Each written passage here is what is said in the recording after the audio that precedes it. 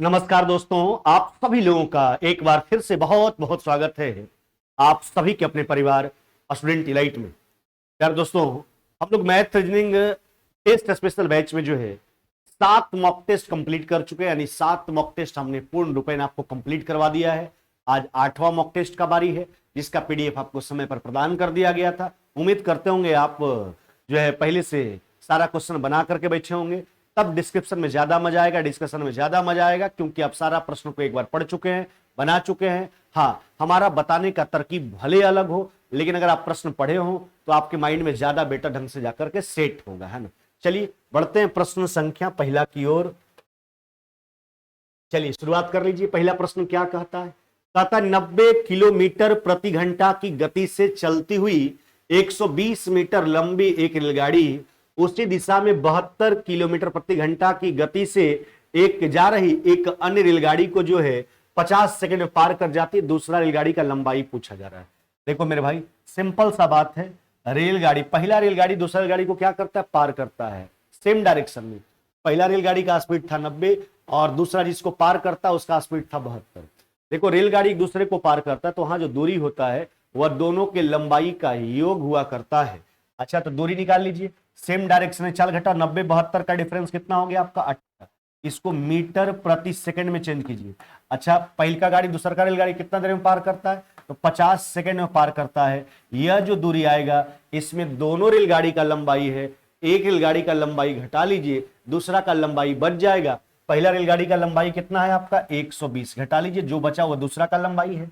चलिए काट करके हटा लीजिए। ये हो गया 250 में से 120 घटा लो, कितना हो जाएगा आपका? 130 मीटर। कितना? 130 मीटर आपका राइट आंसर है। क्या हो जाएगा? 130 मीटर। कौन सा उत्तर करोगे? ऑप्शन नंबर हो जाएगा आपका सी। क्या हो जाएगा? ऑप्शन नंबर हो जाएगा आपका सी। रेलगाड़ी एक दूसरे को पार करेगा तो वहां जो दूरी होता है वह दोनों के लंबाई का योग हुआ करता है। चाल जब एक ही दिशा में हो तो घटाकर, अपोजिट डायरेक्शन में हो तो जोड़कर। चलिए अगले सवाल की ओर आते हैं। कहता तंजीम जो है अपने वेतन का 1/5 अपने दोस्तों पर खर्च किया। आराम से समझिए। आवास पर वेतन का 1/10 खर्च किया, वेतन का 1/4 जो है वह बचत पर लगा दिया। अगर 1800 रुपया अपने बटुए में छोड़ दिया, उसके बाद जो राशि बचता है उसको बटुआ, यानी जिसको आप पर्स बोलते हो, बटुआ में छोड़ दिया है ना, तो बताइए उसने आवास और बचत पर कुल कितना? अच्छा, बटुआ में 1800 छोड़ा है, बटुआ का भाग निकालिए। देखिए पूरे वेतन को मान लेते हैं एक, है ना, पूरे वेतन का भाग। इसमें 1/5 जो है अपने दोस्त पर खर्च किया है ना। अच्छा, आवास पर वेतन का 1/10 खर्च किया और वेतन का 1/4 बचाता है, बचत करता है, बाद बाकी बटुआ में छोड़ देता है। तो घटा लीजिए। पूरे वेतन में जो है दोस्त पर जो खर्च किया, आवास पर जो व्यय किया और जो बचत पर लगाया है, उस सबको घटा लेंगे तो बाद बाकी बटुआ वाला राशि बचेगा। बटुआ में कितना भाग है पूरे वेतन का? अच्छा, एलसीएम कितना हो जाएगा इसका? एलसीएम हो जाएगा आपका कितना? 20। नहीं, अच्छा, तो 20 में से 4 और 2 6 और 5 11, यानी 9/20। बटुआ में जो भाग छोड़ा है, बटुआ में जो राशि छोड़ा है वह अपने पूरे वेतन का 9/20 भाग छोड़ा है, जबकि वह राशि के तौर पर 1800 रुपया है। बटुआ वाला कितना है? 1800 है ना, जो पूरे वेतन का 9/20 है, यानी पूरा वेतन ज्यादा हो जाएगा। 20/9 से गुना कर लीजिए, यह उसका समग्र वेतन आ गया, पूरा वेतन आ गया। आपसे पूछा क्या जा रहा है यह सोचिए। कहता है बताइए उसने आवास और बचत पर कुल कितना? अच्छा देखो, आवास पर कितना व्यय किया? 1/10 और बचत पर कितना? 1/4। जोड़ लीजिए, तो 1/10 और 1/10 और 1/4 को जोड़ लीजिए, है ना। तो यह हो जाएगा एलसीएम 20, यानी हो जाएगा 2 और 5, यानी कितना हो जाएगा आपका? यानी 7/20। यह किसका भाग आया? यह है आवास पर और बचत पर जो राशि लगाया है उसका भाग है। और वही लास्ट में हमसे पूछा जा रहा है कि बताइए उसने आवास और बचत पर कुल कितना व्यय किया। यह तो पूरा उसका वेतन निकल के आया, तो आवास और बचत पर कुल मिलाकर के 7/20 भाग, अपने वेतन का 7/20 भाग खर्च किया है। चलिए 20 से 20 काट लीजिए, 9 से काट लीजिए, कितना बार में? 200 बार में। तो 200 गुना 7, यानी कितना हो जाएगा आपका? यह हो जाएगा 1400 रुपया हो जाएगा। कितना? 1400 रुपया आपका राइट आंसर हो जाएगा। कौन सा उत्तर करोगे आप? ऑप्शन नंबर बी जो है कि आपका बिल्कुल ही राइट आंसर है।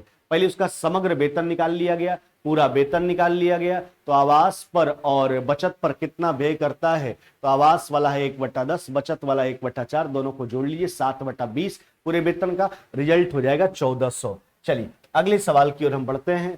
कहा था त्रिभुज एबीसी में जो है, एबीसी में डी ई और एफ जो है, एबी बीसी और सी ए भुजा का मध्य बिंदु। देखिए एक जो चर्चा किया गया, आपसे बात समझिए, यह त्रिभुज ए बी और सी का, इसमें आपसे कहा था डी एफ जो है भुजा ए बी बी सी और सी ए का। देखो ए बी का मध्य बिंदु है, बी सी का मध्य बिंदु है और सी ए का मध्य बिंदु है। कौन कौन है? ए बी का जो मध्य बिंदु है आपका, वह है आपके पास क्या है, डी, नहीं।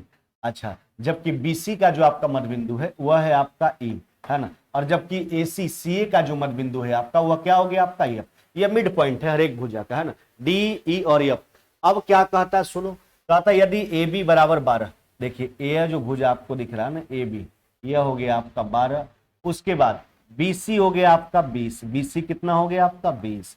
अच्छा, उसके बाद आपका सी ए यानी ए सी जो हो गया आपका, यह कितना हो गया 15 यानी 15 सेंटीमीटर हो गया। अब क्या कहता है सुनो, कहता half into D plus E F plus D F का मान बताना है। अच्छा, इसको मिला लीजिए, यह हो गया डी ई, यह हो गया आपका ई एफ और ये क्या हो गया आपका डी एफ। तो देखो यही तीनों भुजा के आधा आपसे पूछा गया, यह तीनों, ये जो बीच में ट्रायंगल का निर्माण हो रहा है ना, उसका आधा आपसे पूछा जा रहा है, नहीं उसका आधा डी ई एफ और डी एफ, है ना, यह तीनों भुजा का आधा आपसे पूछा जा रहा है। पहले तीनों भुजा के योग पर विचार कर लेते हैं, उसके बाद उसका आधा निकाल लेंगे। अच्छा देखो तीनों भुजा का योग क्या हो जाएगा, देखो सिंपल सा बात समझ, ये तीनों भुजाओं का आधा आपसे पूछा गया, जो भीतर में ट्रायंगल का निर्माण हुआ है उसके पैरामीटर का आधा। पहले तीनों भुजा पर थोड़ा विचार करके देखिए। देखो यह जो आपको दिख रहा है, सबसे पहले बात डी का कर लेते हैं। डी जो क्या है, डी है ए बी और बी सी के भुजाओं के मध्य बिंदुओं को मिलाने वाली रेखा, जबकि ई एफ जो है वह ए सी और बी सी भुजा के मध्य बिंदुओं को मिलाने वाली रेखा, डी एफ जो है वह आपका ए बी और ए सी भुजा के मध्य बिंदुओं को मिलाने वाली रेखा। अब समझो बात को, आप जानते होंगे त्रिभुज का कंसेप्ट कि किसी भी त्रिभुज में दो भुजाओं के मध्य बिंदुओं को मिलाने वाली रेखा तीसरी भुजा के समानांतर और आधी हुआ करता है। नहीं, कहने का मतलब है कि डी जो होगा, है ना, यह डी जो आपको दिख रहा है एसी के पैरेलल होगा, जबकि एसी का आधा होगा, नहीं। अच्छा, उसके बाद जहां तक डीएफ का सवाल है बीसी का पैरेलल और बीसी का आधा, जहां तक ईएफ का सवाल है एबी का पैरेलल और आपका एबी का आधा। नहीं, किसी भी त्रिभुज के दो भुजाओं के मध्य बिंदुओं को मिलाने वाली रेखा तीसरी भुजा के समानांतर आधा। अच्छा, अब एक बात सोचो, तो डी हो गया आपका एसी का आधा, ईएफ हो गया आपका एबी का आधा, उसी प्रकार डीएफ हो गया आपका बीसी का आधा। यानी अगर इस त्रिभुज के परिमाप का बात किया जाए तो बड़ा वाला त्रिभुज के परिमाप का आधा हो जाएगा, है ना। तो बड़ा वाला का परिमाप कितना हो गया, देखो तो परिमाप का मतलब बाहरी भुजाओं का योग, sum of length of external boundaries. अब देखो ये हो गया 22, 15, 27, 20 कितना हो गया 47, है ना। यह बड़ा वाला का परिमाप हो गया, उसका आधा कर लीजिए, है ना, उसका आधा कर लीजिए। यह भीतर वाला त्रिभुज का परिमाप निकल करके आ गया, लेकिन उसका भी आधा आपसे पूछा गया। चलिए इसका भी आधा कर लीजिए, यानी 47/4, 11 दशमलव हो जाएगा, 11 चौक 44, 11.75 सेंटीमीटर। क्या हो जाएगा 11.75 सेंटीमीटर आपका राइट आंसर हो जाएगा। कौन सा उत्तर करोगे आप, ऑप्शन नंबर हो जाएगा आपका सी। क्या हो जाएगा, ऑप्शन नंबर हो जाएगा सी। बस इसमें क्या ध्यान रखना है कि किसी भी त्रिभुज के दो भुजाओं के मध्य बिंदु को मिलाने वाली रेखा तीसरी भुजा के समानांतर और आधी हुआ करता है ना। तो उसी प्रकार से पहले डीई, ईएफ और डीएफ जो छोटा वाला त्रिभुज का पैरामीटर है, परिमाप है, उसका मान निकाल लिए और उसके बाद उसका आधा आपसे पूछा गया था, है ना, तो आधा कर लिया गया। चलो अगले सवाल की ओर आ जाइए, देखिए क्या कहता है। यह पावर वाला संख्या, दोनों स्टेटमेंट का याद करना है।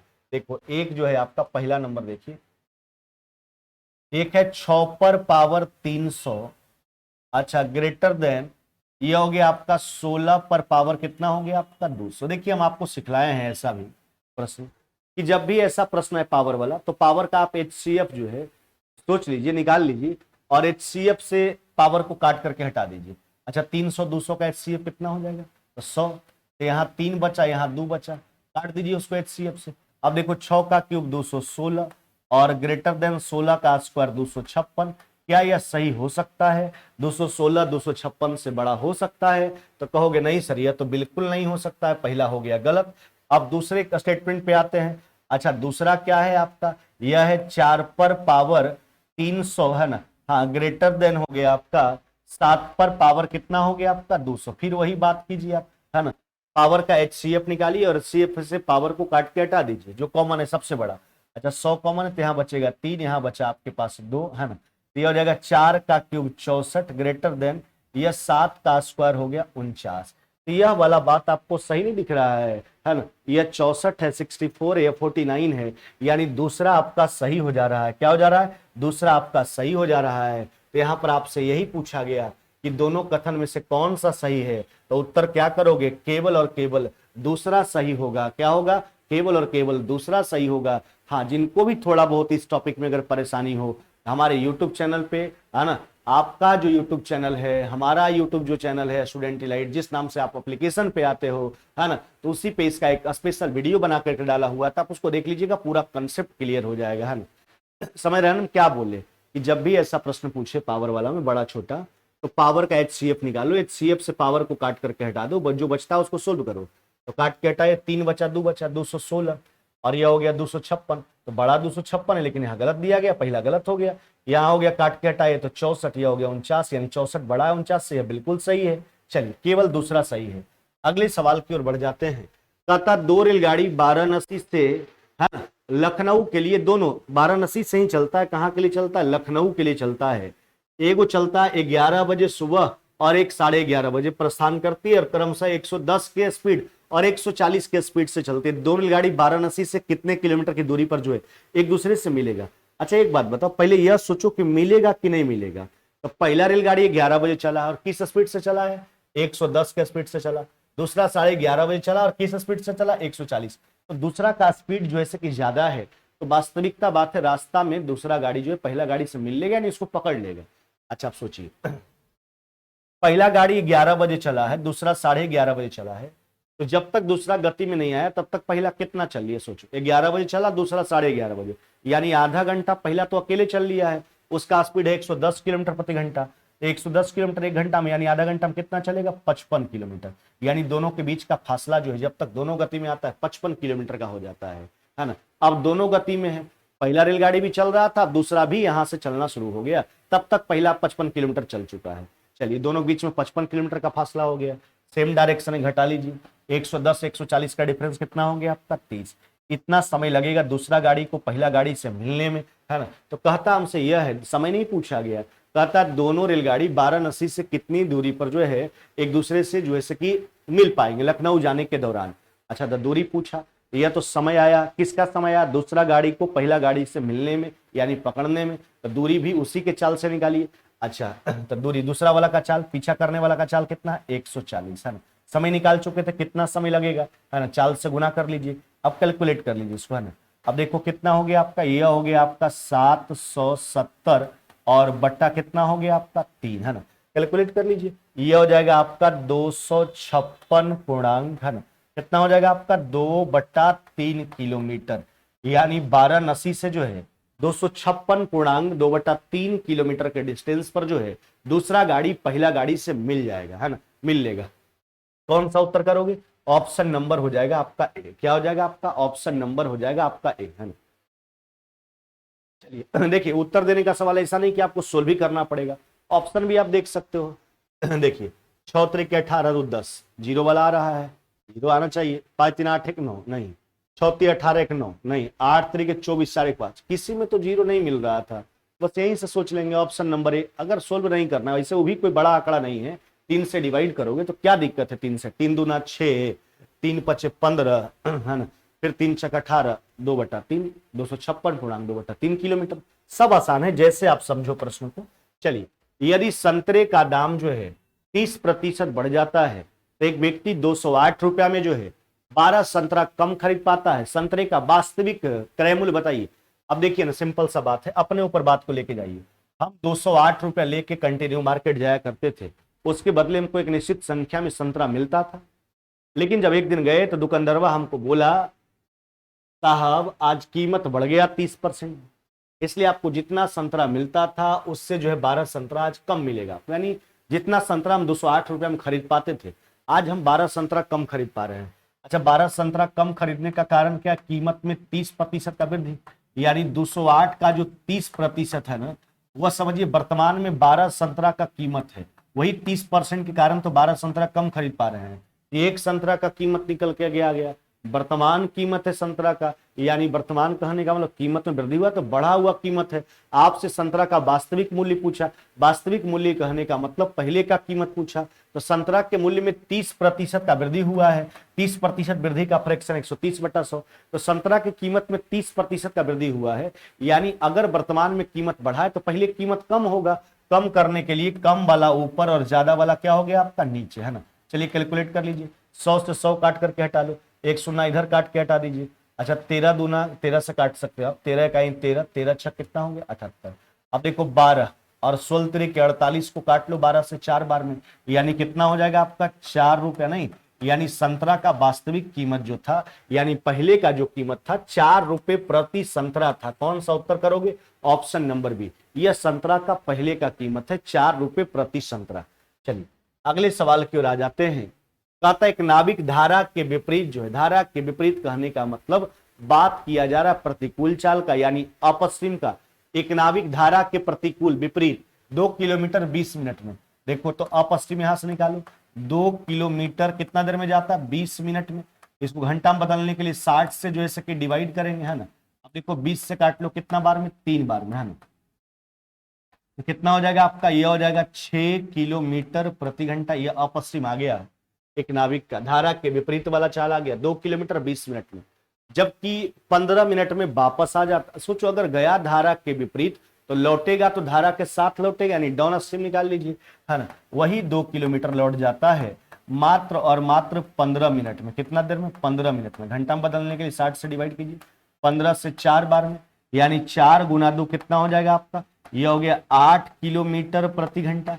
अब आपसे पूछा क्या जा रहा है, कहता है उस धारा की गति कितनी है। देखो धारा का वेग आपसे पूछा गया, नाविक का वेग तो पूछा नहीं शांत जल में। देखो अगर आपको डाउन स्ट्रीम अप स्ट्रीम दोनों मालूम हो, इन परिस्थितियों में अगर शांत जल में नाव का चाल पूछे, नाविक का चाल पूछे, तो डाउन स्ट्रीम प्लस में अप स्ट्रीम बाई 2, लेकिन अगर धारा का पूछे तो डाउन स्ट्रीम माइनस में अप स्ट्रीम बाई 2। तो घटा लीजिए, तो यह हो जाएगा आपका 8 माइनस में 6, अब बटा 2, 2/2, यानी कितना हो जाएगा आपका, यह हो जाएगा 1 किलोमीटर प्रति घंटा। कितना, 1 किलोमीटर प्रति घंटा। यही तो धारा का वेग है, 1 किलोमीटर प्रति घंटा। कौन सा उत्तर करोगे, ऑप्शन नंबर हो जाएगा आपका सी। क्या हो जाएगा, सी नंबर। चलिए अगले सवाल की ओर हम बढ़ जाते हैं। देखो कहता है एक दूध वाला दूध में पानी मिलाकर इसको क्रैमुल पर बेचकर 20% का लाभ कमाता है। तो कहता है बताइए 1 किलोग्राम में कितना ग्राम वो पानी मिलाता है। देखो जब दो ऐसे चीजों का मिश्रण हो जिसमें एक का कीमत होता हो और दूसरा का कीमत नहीं होता हो, जैसे दूध पानी, अल्कोहल पानी, सीमेंट रेत। एक बात ध्यान रखिएगा, भले आप पानी बिस्लरी खरीद के पीते हो, पानी भिन्न भिन्न प्रकार का आता है, बहुत महंगा भी बहुत सस्ता भी। पानी खरीद के पीते हो या फिर बालू सैंड जिसका नाम सुने हो, घर बनाने के दौरान जो कंक्रीट का इस्तेमाल किया जाता है बालू, यह दोनों का कीमत जो है वास्तविक रूप से 0 होता है। इसलिए प्रश्न में अगर दोनों का जिक्र हो तो इसका कीमत 0, भले हम खरीद के इस्तेमाल करते हैं, अगर वास्तविक दुनिया में सोचा जाए तो वह फ्री मिलता ही है। हाँ जब वो तो सरकार का टैक्स अगर ज्यादा मात्रा में आपको चाहिए तब जो है वहां आपको पेमेंट लगता है। जैसे नदी में जाइए थोड़ा सा बालू उठाएगा तो क्या कुछ कर ले, कोई नहीं कुछ करेगा, आप बिल्कुल उसका इस्तेमाल कर सकते हैं, थोड़ा सा लेने में कोई दिक्कत नहीं। लेकिन अगर थोक भाव में लाते हो आप, है ना, मकान बनाने के लिए, तो सरकार को आपको टैक्स देना होता है ना।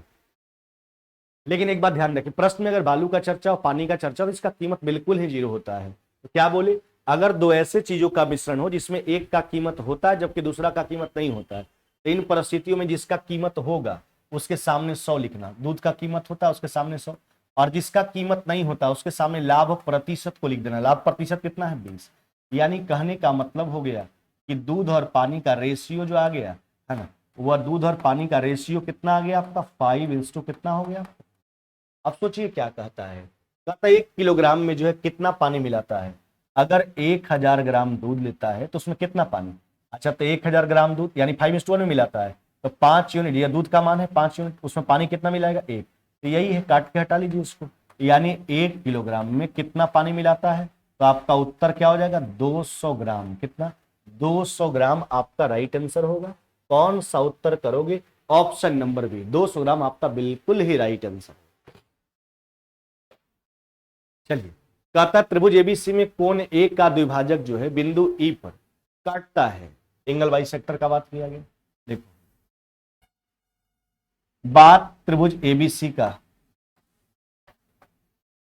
इसमें कहा था कोण ए का द्विभाजक जो है, ये कोण ए का द्विभाजक, वह बीसी को किस बिंदु पर काटता है? ई बिंदु पर। कहता एसी की लंबाई बताई, जबकि ए बी जो है आपके पास वह 9 दशमलव कितना है 6। उसके बाद बी जो हो गया आपका वह हो गया 4, और उसके बाद ईसी जो हो गया आपका हो गया 3। हमसे कहता है एसी का पता लगाएं। देखो साफ साफ हम आपको सिखा देना चाहते हैं एंगल बाई सेक्टर थ्योरम। यह अंतः कोण समद्विभाजक प्रमेय है। एक इंटीरियर होता है, एक इसमें भी एक एक्सटीरियर होता है।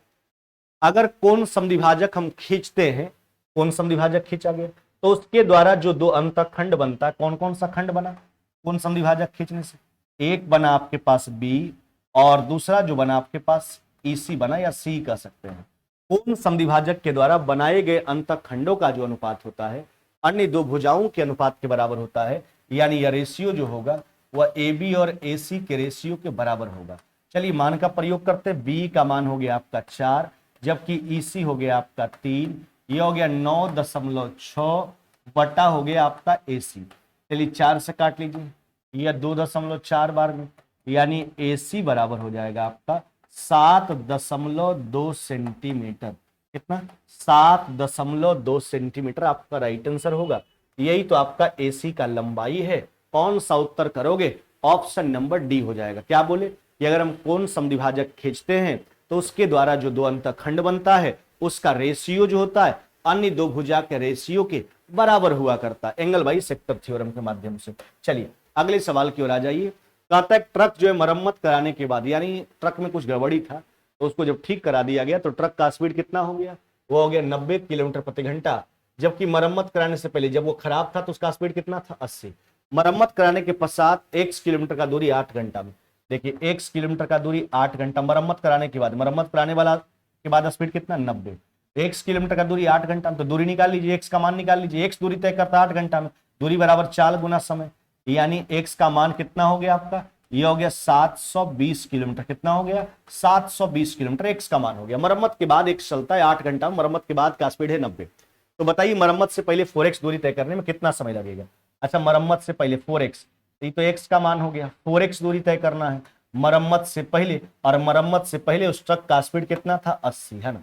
चलो यहां से 9 बार में काट लीजिए, यानी मरम्मत से पहले 4x दूरी तय करने में जो समय लगा है वह समय कितना लगेगा? है ना, समय लगेगा 36 घंटा का। कितना? 36 आवर्स, है ना, 36 घंटा का। कौन सा उत्तर करोगे आप? ऑप्शन नंबर सी, यानी मरम्मत से पहले बोला 4x दूरी तय करने के लिए, x का मान निकाल चुके थे 720, 4x निकाल लीजिए। मरम्मत से पहले का स्पीड है 80, 36 घंटा लगेगा। अगले सवाल की ओर बढ़ते हैं। कहता है एबीसी की दक्षताओं का अनुपात, दक्षता मतलब इफिशियंसी का रेशियो, है ना। एबीसी के दक्षताओं का जो अनुपात है वह कितना? 2:5 कितना हो गया आपका? 3। इफिशियंसी जो है किसी भी व्यक्ति के द्वारा एक दिन में किया गया कार्य हुआ करता है। अब क्या कहता है? एक साथ मिलकर जो है काम को 9 दिन में। अच्छा, तीनों के एक दिन का काम को अगर देखा जाए, ध्यान देना मेरे भाई, आवाज में कोई प्रॉब्लम तो नहीं हो रहा है ना? नहीं, अभी बैटरी है।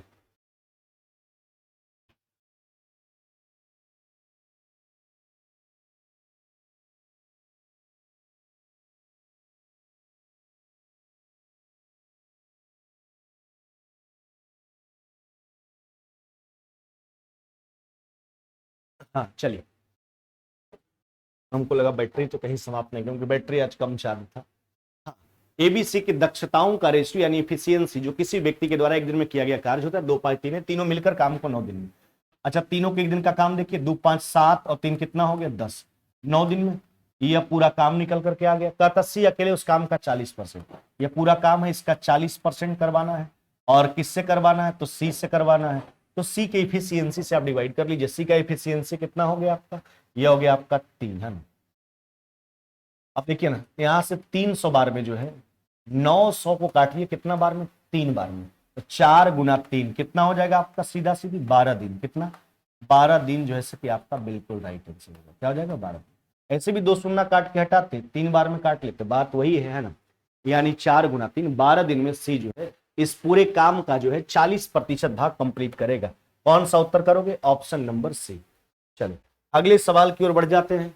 कहा था यदि एक समलंब प्रिज्म का ऊंचाई 10 सेंट, हम बार बार बोलते हैं चला कि प्रिज्म और पिरामिड का जो है आकार सुनिश्चित नहीं होता है, वह सबका बेस बदलते रहता है, आकार बदलते रहता है। हाँ, प्रिज्म का मतलब है जैसे धरातल अगर ऊपरी सिरा तक वैसा ही उठता चला गया तो वो प्रिज्म है, अगर ऊपर जाकर के शंकु आकार हो जाए तो वह पिरामिड है। तो कहता है उसका आधार एक समबाहु त्रिभुज है 12 सेंटीमीटर भुजा वाला, उसका कुल पृष्ठीय क्षेत्रफल पूछा जा रहा है, यानी टोटल सरफेस एरिया पूछा जा रहा है इस प्रिज्म का। सबसे पहली बात, प्रिज्म का वक्र पृष्ठ का क्षेत्रफल निकाल लो, कर्व सरफेस एरिया निकाल लो। प्रिज्म का वक्र पृष्ठ क्षेत्रफल जो होता है वो होता है आधार का परिमाप गुने ऊंचाई। तो आधार में समबाहु त्रिभुज है, समबाहु त्रिभुज का परिमाप क्या लिखोगे, 3 गुने भुजा, ऊंचाई से गुना कीजिए, ऊंचाई कितना है प्रिज्म का 10, ये इसका कर्व सरफेस एरिया आ गया।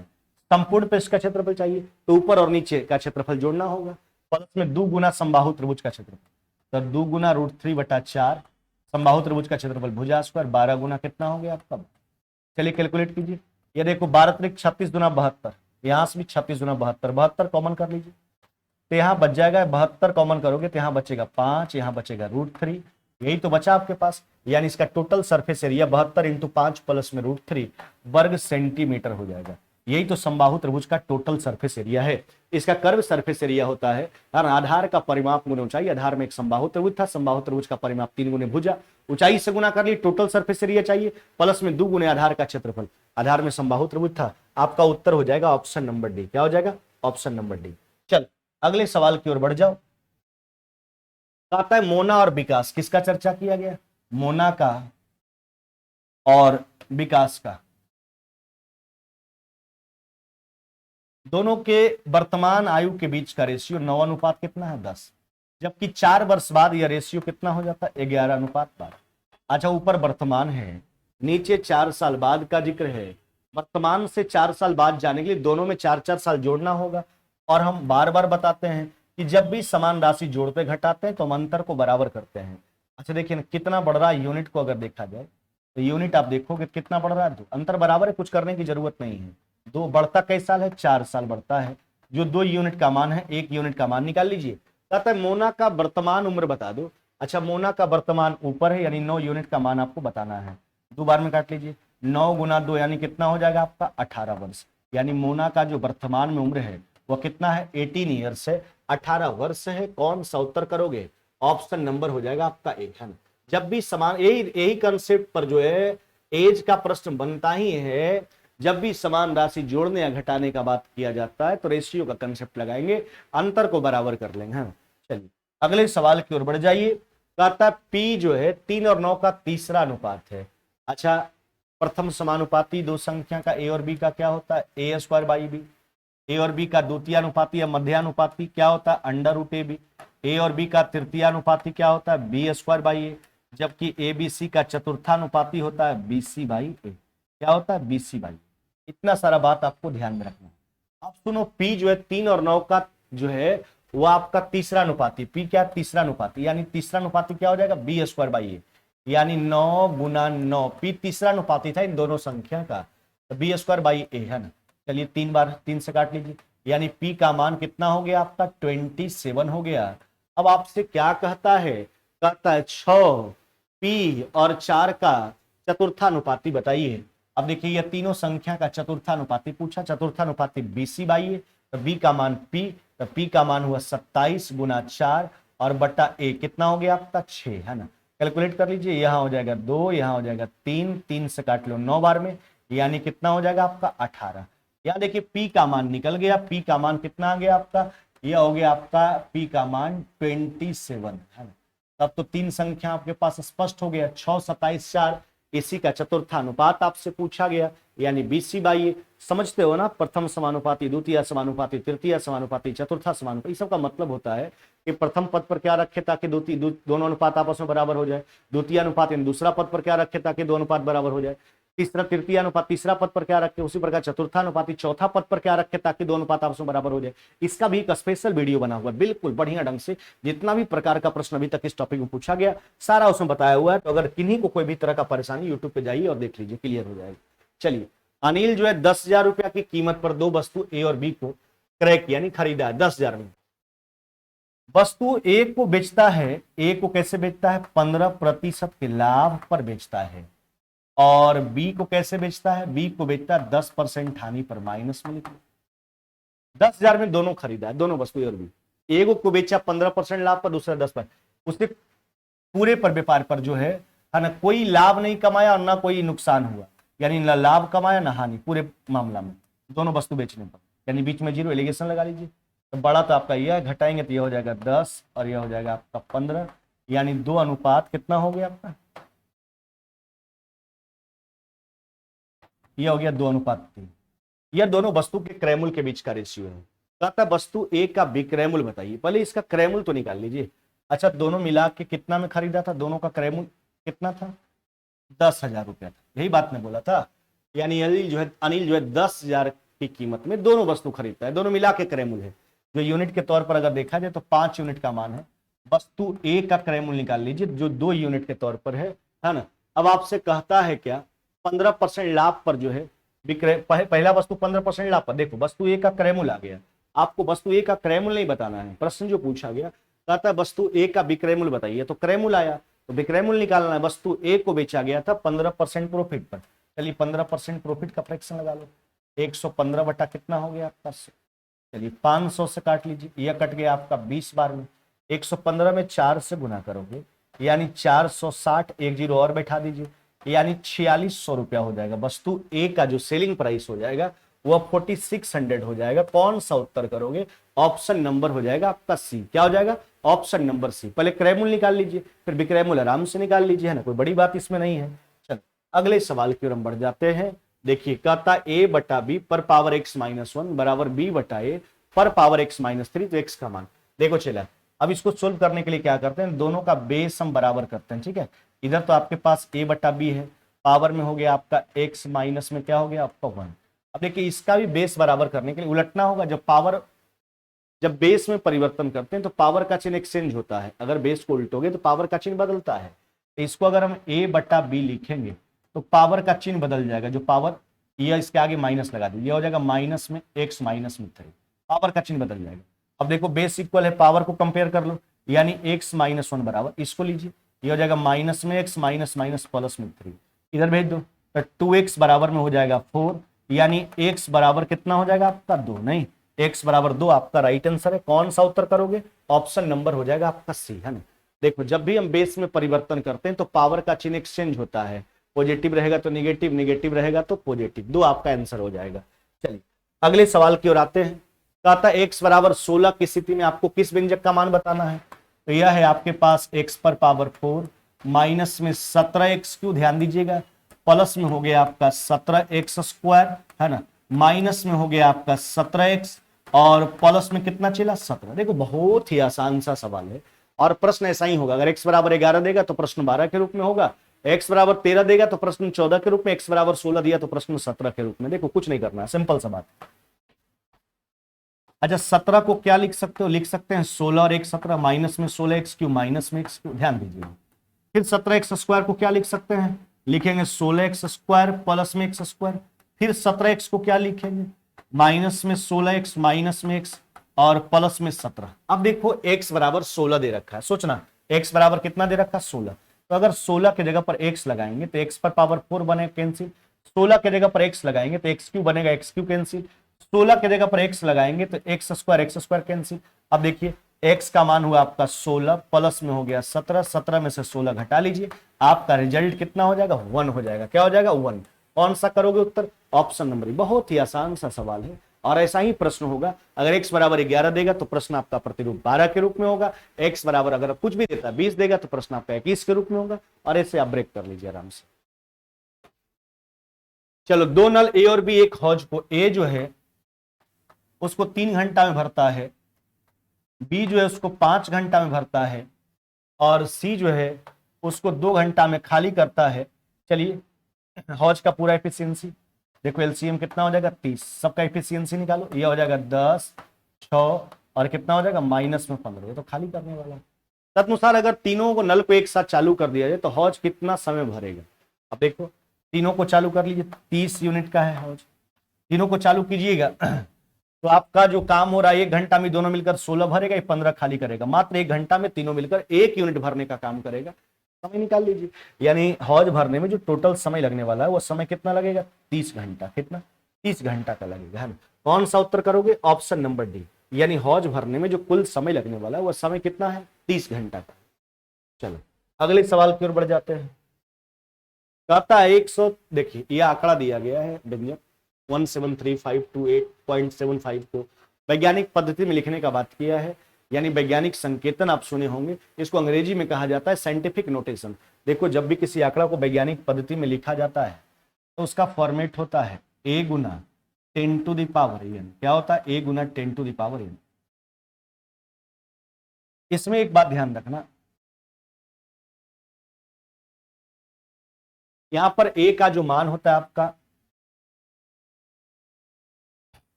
देखिए एक बात ध्यान रखिएगा कि दशमलव जो है वो हमेशा, इसका जो फॉर्मेट होता है a गुना 10 टू द पावर n का, यहां पर n को इंटीजर होना चाहिए। यहां पर दशमलव जो है हमेशा प्रथम गैर शून्य अंक के बाद लगाया जाता है। क्या बोले, दशमलव जो है वो हमेशा प्रथम गैर शून्य अंक के बाद।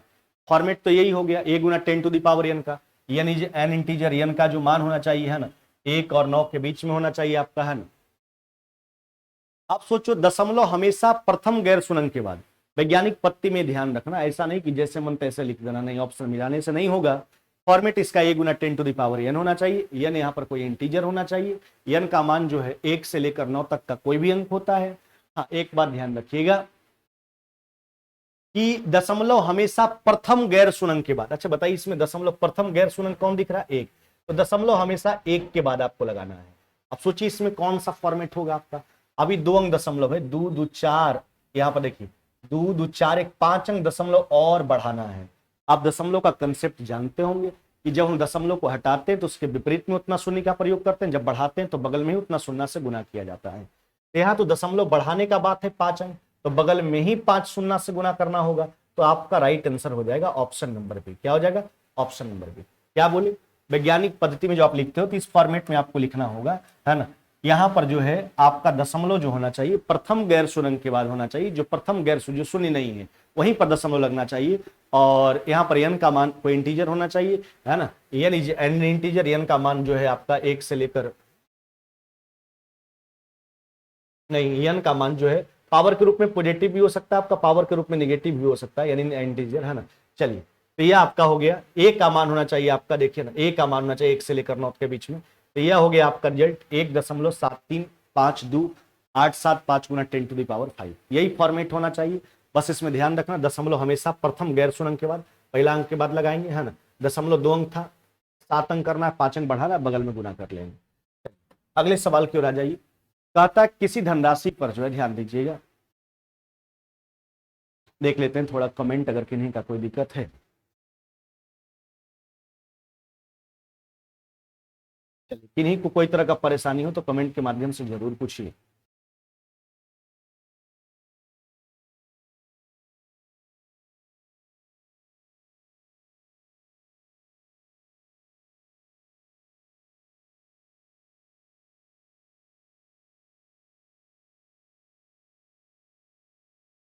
अच्छा, एक अनिल जी कह रहे हैं सर पिछला प्रश्न को फिर से समझा दें। समझा देते हैं, हाँ, समझा देते हैं।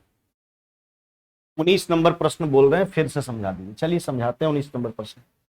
देखो चला, थोड़ा सा इसमें हम बोल दिए थे 2-3 बार, कुछ उल्टा बोल दी, निकल गया था मेरे मुंह से, है ना। आराम से बात को समझिए। हम क्या बोले पहले आराम से बात को समझिए कि जब भी आपको साइंटिफिक नोटेशन में लिखना होगा तो इसी फॉर्मेट में लिखना होगा, a गुना 10 टू द पावर n के प्रारूप में, नहीं इस फॉर्मेट में, जहां n जो है, n जो होना चाहिए, n इज एन इंटीजर।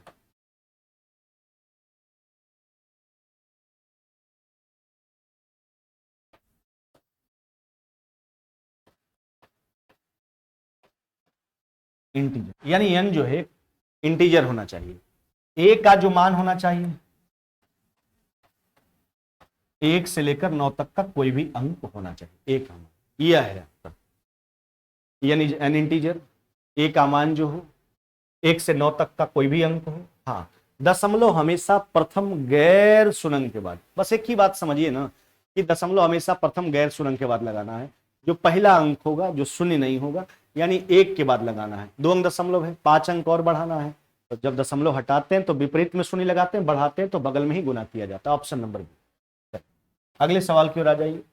कहता किसी धनराशि पर किसी वार्षिक ब्याज की दर से साधारण ब्याज जो है वो मूलधन का 25/16 दर प्रतिशत था वर्ष समय में निरूपित करने वाली संख्याएं बराबर है, ब्याज का दर आपसे पूछा। देखो एक सिंपल सा बात समझना चाहिए कि अगर साधारण ब्याज मूलधन का m/n गुना हो और समय तथा दर अगर दोनों आपका बराबर है तो समय पूछा जाए चाहे दर पूछा जाए, आप उत्तर याद रखना अंडर रूट भिन्न।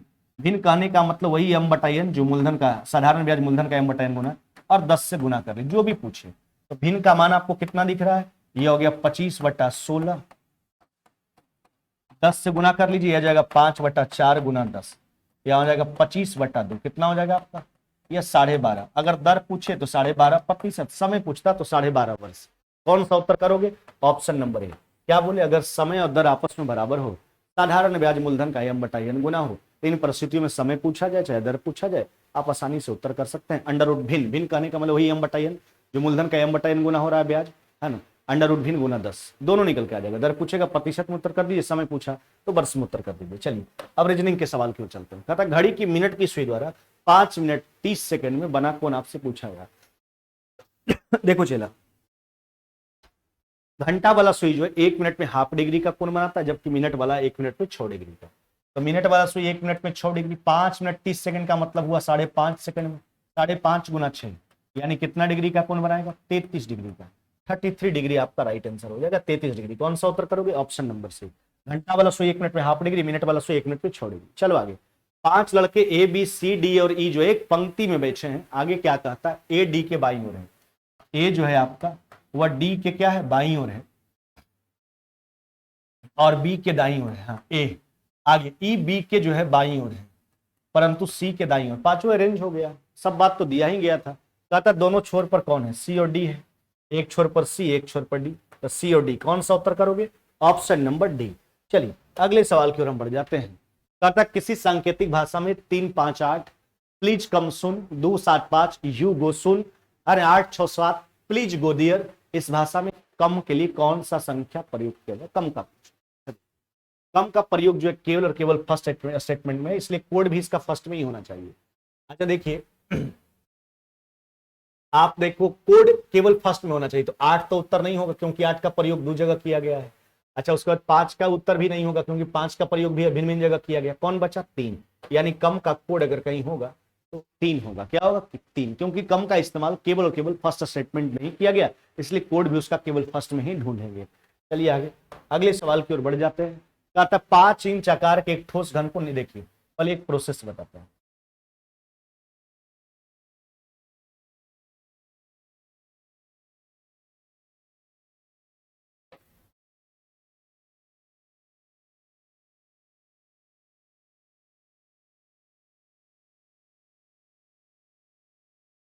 हाँ, 5 इंच का एक ठोस घन है। क्या कहता, सुन लीजिए आराम से। कहता घन नीले रंग से घन को रंगा गया, इसके बाद इसको 1 इंच के घन में काटा गया। अरे सोचो 5 इंच का 1 इंच में काटिएगा तो देखो किसी भी घन को काटने के लिए 3 तरफा कट लगाना पड़ता है, यानी 4 भाग में हर एक की स्थिति को बांटना है। 4 बार कट लगाएंगे तब 5 भाग में बटेगा। 5 भाग में 5 इंच का 1 इंच में बांटना है, 5 भाग में बांटना है।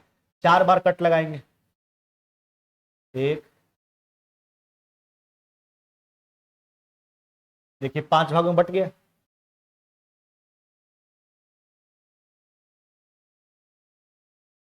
इधर से आ जाइए, 4 बार कट लगाइए, 5 भाग में बट जाएगा, बट गया। इधर भी देखो,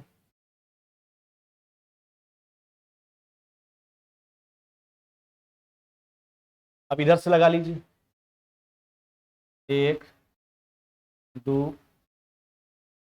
देखो जितना भाग में बांटना होता है कट हमेशा एक कम लगाते हैं, 1 2, यही है। 5 इंच का घन था, इसको 1 इंच के घन में काट करके छोटा छोटा, यानी कहने का मतलब है कि हर एक स्थिति में हम बोले किसी भी घन को काट 3 तरफ से कट, देखिए ना, एक कट लगाए ऐसे, एक कट आप एक कट ऐसे लगाए, एक कट ऐसे लगाए, एक कट ऐसे लगाए, तब जाके घन छोटा छोटा घन में बंट पाता, 3 तरफा कट लगता है। 4 बार काटे हैं, 5 भाग में बट गया।